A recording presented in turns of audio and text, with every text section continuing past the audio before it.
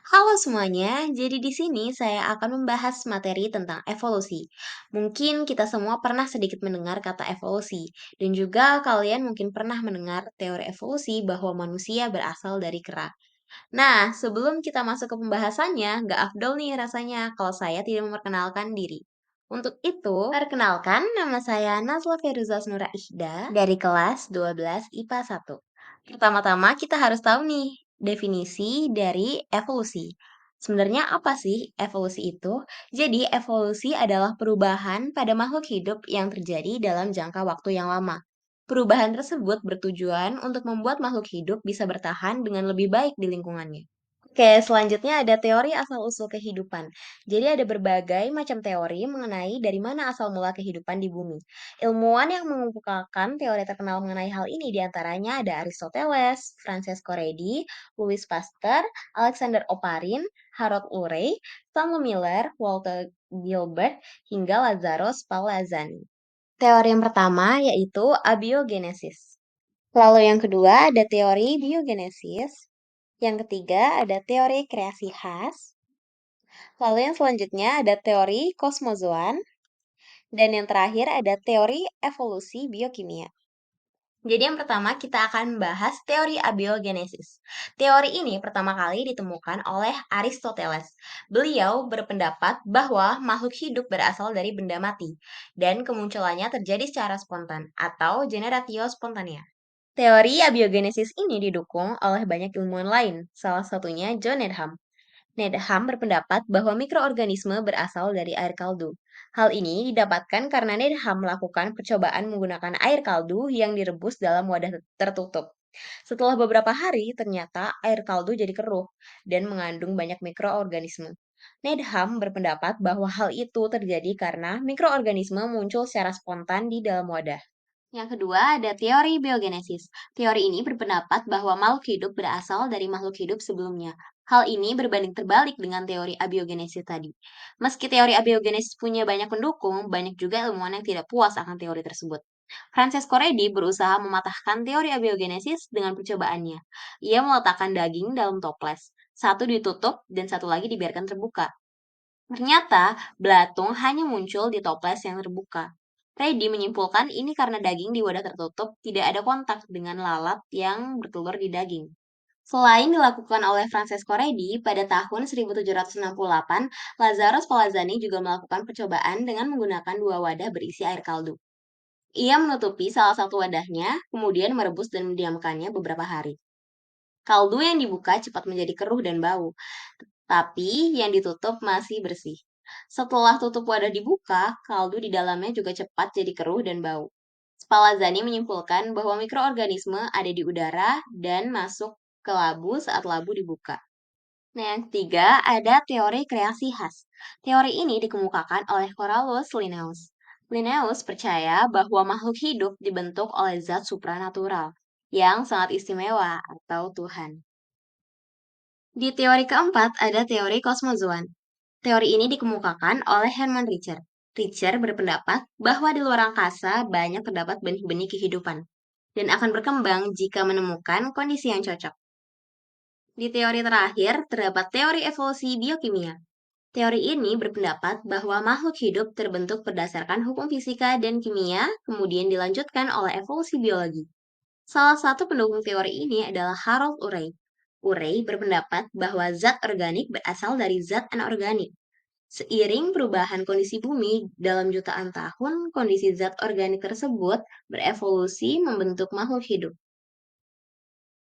Nah, tadi kan kita sudah selesai membahas teori asal-usul kehidupan. Selanjutnya, kita akan membahas teori evolusi. Teori evolusi ini dibagi menjadi tiga. Ada teori evolusi Lamarck, teori evolusi Darwin, dan teori evolusi Weismann. Jean-Baptiste Lamarck terkenal dengan teori evolusinya use and use, digunakan dan tidak digunakan. Menurut pendapat dia, yang pertama, semua organisme mempunyai kemampuan menjadi organisme yang lebih kompleks. Yang kedua, organisme dapat berubah sebagai respon terhadap lingkungan. Dan yang ketiga, organ tubuh makhluk hidup yang sering digunakan akan berkembang terus. Sedangkan organ yang tidak sering digunakan akan mengalami atrofi atau penyusutan dan bahkan hilang. Menurut Lamarck, semua jerapah tadinya berleher pendek. Jerapah meregangkan lehernya untuk mencapai makanannya di dahan pohon yang tinggi, sehingga lehernya jadi panjang. Sifat adaptasi ini diturunkan ke generasi selanjutnya hingga menjadi seperti sekarang. Charles Darwin terkenal dengan teori natural selection atau seleksi alam. Teori ini didasarkan pada pengamatan Darwin di Kepulauan Galapagos. Di Galapagos, burung finch punya bentuk paruh yang bervariasi, beda dengan yang Darwin temui di Amerika Selatan. Menurut Darwin, hal ini disebabkan karena burung finch beradaptasi dengan variasi makanannya di Kepulauan Galapagos. Dari pengamatan tersebut, muncul konsep teori Darwin.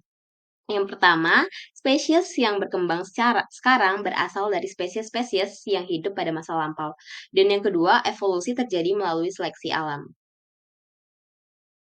Kita masuk ke teori yang terakhir, yaitu teori evolusi Weismann. August Weismann melakukan eksperimen menggunakan mencit. Ia memotong ekor tikus jantan dan betina dan mengawinkan keduanya. Ternyata, anak yang lahir adalah mencit dengan ekor yang utuh. Anak mencit tersebut kemudian dipotong juga ekornya dan dikawinkan sesamanya. Ia mengulangi eksperimen ini terus-menerus hingga 25 generasi.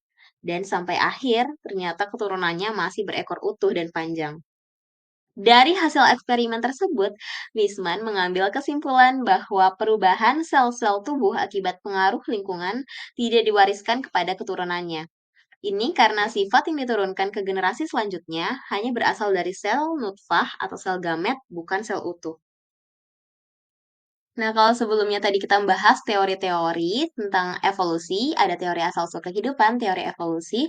Sekarang kita masuk ke bukti evolusi. Untuk bukti evolusi yang pertama, ada fosil. Fosil sendiri merupakan catatan sejarah sebagai petunjuk adanya evolusi. Biasanya, fosil ini diartikan sebagai sisa-sisa hewan dan tumbuhan yang telah membatu. Dengan melihat fosil, kita bisa mendapat gambaran tentang bentuk makhluk hidup dan keadaan lingkungan di masa lampau. Nah, salah satu contoh fosil yang lengkap adalah fosil kuda. Dari rangkaian fosil kuda ditemukan bahwa kuda di zaman dahulu memiliki bentuk yang berbeda dengan kuda di zaman sekarang. Mulai dari ukuran tubuhnya, bentuk giginya, panjang kaki, hingga jarak mata ke mulut. Ini menunjukkan bahwa kuda mengalami evolusi. Yang kedua ada homologi. Homologi adalah organ tubuh yang memiliki fungsi berbeda namun strukturnya sama. Contoh organ homologi adalah kaki kadal dengan sirip ikan paus. Semakin banyak persamaan struktur organ antara dua makhluk hidup, artinya semakin dekat kekerabatan mereka. Nah, kebalikan dari homologi tadi, analogi ini adalah organ tubuh yang memiliki fungsi yang sama namun strukturnya berbeda. Misalnya, antara sayap burung dan sayap kupu-kupu. Analogi menunjukkan bahwa makhluk hidup yang berbeda bisa mengalami kondisi yang sama karena tinggal di habitat yang serupa. Kita masuk ke bukti evolusi yang terakhir, sekaligus menjadi penutup dari materi evolusi ini, yaitu perbandingan embrio. Jadi pada abad ke-19, Ernest Haeckel mengemukakan teori rekapitulasi. Teori ini menyatakan bahwa embrio-embrio mengalami proses evolusi yang telah dialami nenek moyangnya. Ketika baru terbentuk, embrio manusia mempunyai kemiripan dengan embrio ikan, embrio kuda, kelinci, dan juga salamander.